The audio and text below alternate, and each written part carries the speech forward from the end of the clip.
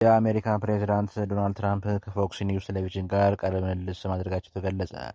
በዚህም ወቅት የአሜሪካ ፕሮጀክት ፍሪደም በሚል በሆርሙዝ ሰርጥ የሚተላለፉ መርከቦችን ለመጠበቅ እርምጃ እየወሰደች መሆኑን ገልጸዋል።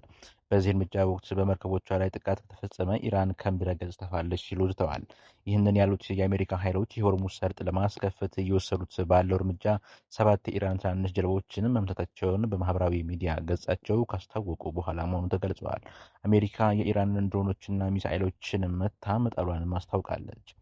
ትራምፕ በጦርነቱ ምክንያት በሆርሙዝ ሰርጥ መተላለፍ ላልቻሉት የንግድ መርከቦቻቸው መንገድ እንዲያስከፍቱ በዓለም ዙሪያ ካሉ ሀገራት ቀረበልኝ ባለው ጥያቄ መሰረት ፕሮጀክት ፍሪደም የተባለ ዘመቻ ከሰኞ ጀምሮ እያካሄዱ እንደሆኑ አመልክተዋል። በዚህም የአሜሪካ ኃይሎች የመርከቦቻቸውን ደህንነት ለመጠበቅ ሆርሙዝ ላይ በመሰማራት ጥቃት እንዳይደርስባቸው ጥበቃ እንደሚያደርጉ ተገልጸዋል። ነገር ግን ኢራን ይህንን የአሜሪካ እርምጃ በመቃወም የአሜሪካ ባህር ኃይል መርከቦችን እንደምትመታ እየዛተች እንደነበር ተገልጿል። ዘገባ ቢቢሲ ነው።